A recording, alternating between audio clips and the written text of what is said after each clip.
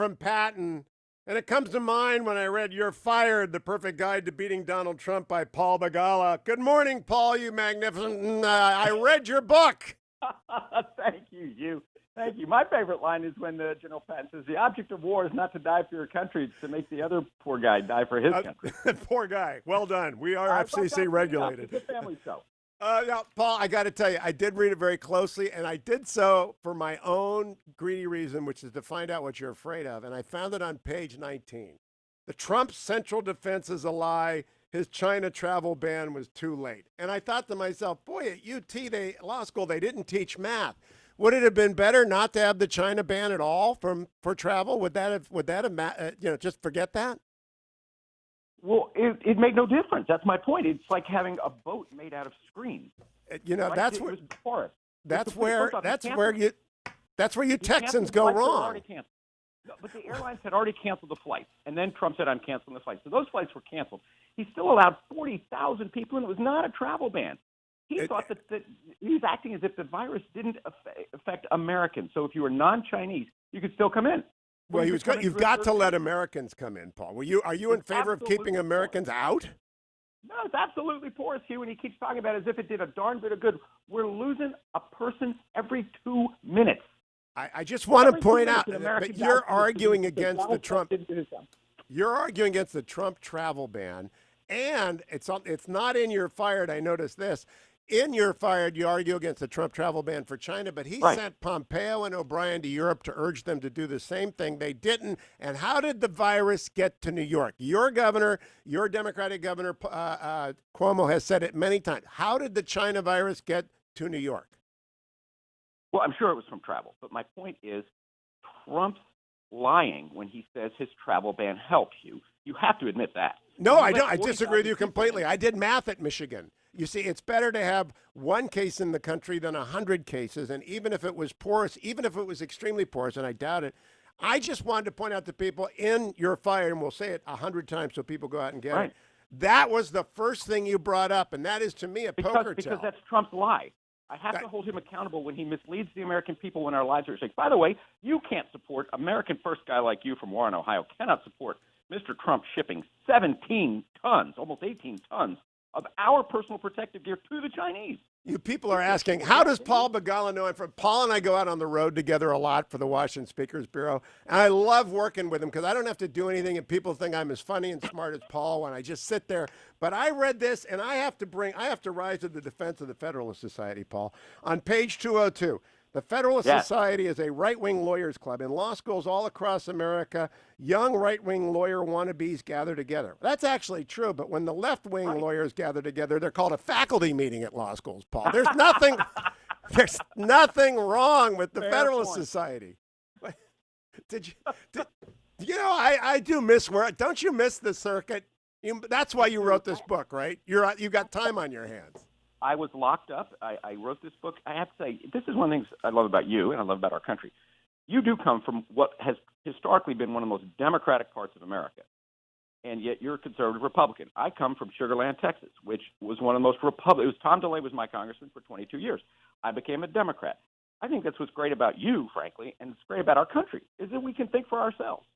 Oh, and it's a good gig when we're out there. I did play bingo, though. I had my Paul Begala bingo card out, and when I got to page 206 and found the frozen trucker, that was my middle thing. I knew you would have frozen trucker in here and no one else, because you don't like Gorsuch and Kavanaugh at all, and I love Gorsuch and Kavanaugh. Can't stand them. They're highly qualified, I would say. Highly qualified. Do you advise Biden to campaign against Trump's judges? I hope he does every day, Paul. I hope he does every day. Well, not so much against Trump's judges, but for his own. Right? He didn't do that at the convention. He did not do that. Well, I understand, but as they taught me in law school at Texas, a brick is not a building. Right? One thing can't do everything. But we do need, I think we Democrats do need to tell the country what kind of judges we'll put on the court. I would rather have judges who say that a working stiff doesn't have to freeze to death or get fired. Right? That in fact, and he got the law completely wrong. He was the only judge out of the administrative law judges ever. But of course, it's got it completely wrong and said that poor Al Malden had to die or get fired. And that's not what the law says at all. The law says you are allowed, you're protected if you refuse to operate your truck in an unsafe manner. It's exactly what Al did. He So refused to operate his truck in an unsafe manner. the frozen So truck made it into your fire.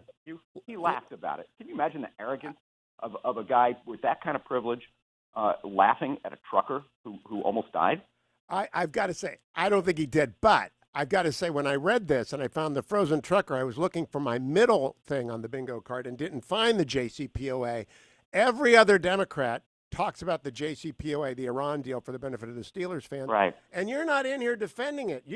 Do you want Joe Biden to get out there and declare he's going back into it, Paul? Well, I think we need a nuclear deal with the Iranians. I think we're seeing that now, and I think that to walk away from the deal you have was really, really unwise.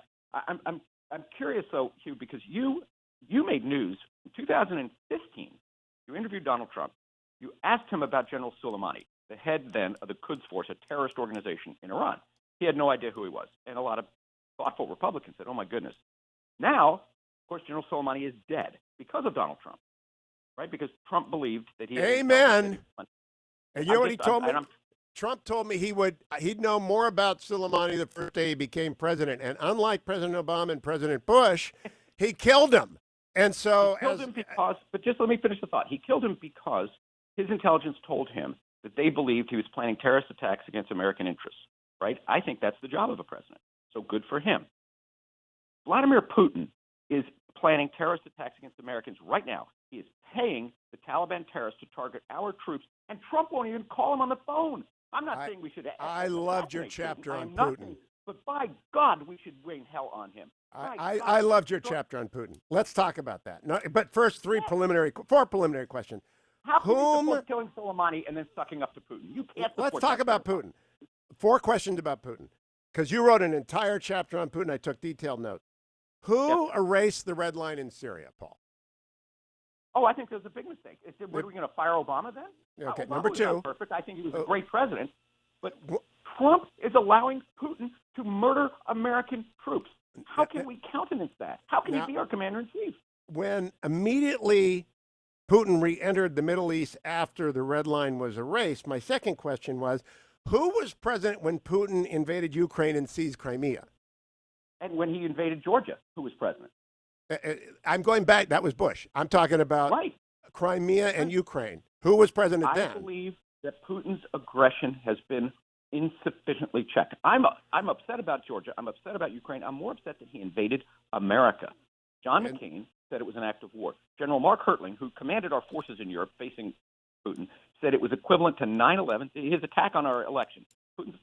General Hertling said it was equivalent to 9/11 or Pearl Harbor. And I felt like the Obama administration did not respond robustly enough at all, obviously. Yeah, he sent blankets and Trump sent anti-tank missiles. So if we're talking about Putin, who's really America? But when he invaded America, what did Trump do? That's good rhetoric, but I'm talking facts here. It's not rhetoric. He attacked our country, Hugh. Our country. Let's move to the Middle East. You know, you supported a guy, Bill Clinton.